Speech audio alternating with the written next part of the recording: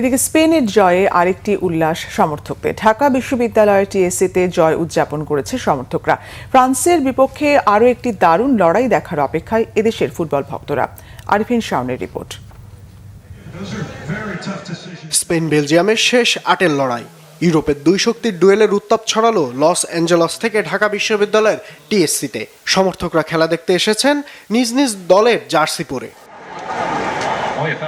স্পেনের আছে ধারাবাহিকতা, ঘুরে দাঁড়ানোর অদম্য স্পৃহা বেলজিয়ামের। লড়াইটা হলো জমজমাট, তবে এবার প্রত্যাবর্তনের গল্প লেখা হলো না রেড ডেভিলদের। শেষ হাসি স্পেনের। স্পেন জিতে গেছে, আমার কাছে অনেক ভালো লাগতেছে।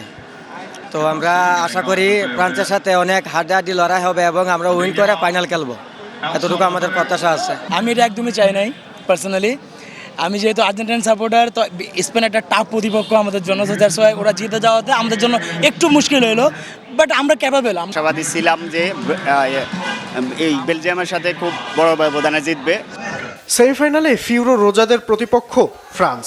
সে ম্যাচে টক্কর হবে শেয়ানে শেয়ানে। এমবাপ্পেদের বিপক্ষে কঠিন পরীক্ষা দিতে হবে ইয়ামালদের, মনে করেন সমর্থকরা। ফ্রান্সের এগেনস্টে যে কোনো টিমেরই খুব কষ্ট হবে ওদের সাথে জিততে গেলে। সামনে ফ্রান্স পড়বে, এক্সাইটিং। স্পেনের ডিফেন্স আর ফ্রান্সের অ্যাটাক, এন্ড স্পেনের অ্যাটাক ভালো, দেখা যাক ভালো। I am hopeful. গোল্ডেন বুটের লড়াইয়ে চলছে মেসি এমবাপ্পে দ্বৈরথ। কাকে রেখে কাকে বাদ দেবেন দ্বিধা বিভক্ত এদেশের দর্শকরাও। এমবাপ্পে তো মেসির চেয়ে একটা ম্যাচ বেশি খেলেছে, মেসির কাছে আরও একটা ম্যাচও আছে। আশা করি মেসি জয়ী হবে ইনশাল্লাহ। আর যেহেতু আর্জেন্টিনার সাপোর্ট করি, আমি তো অবশ্যই যাব মেসি নেওয়ার জন্য। শেষ চারের দুই দল নিশ্চিত হয়েছে। ফ্রান্স স্পেনের মহরণের ডঙ্কা বাজছে।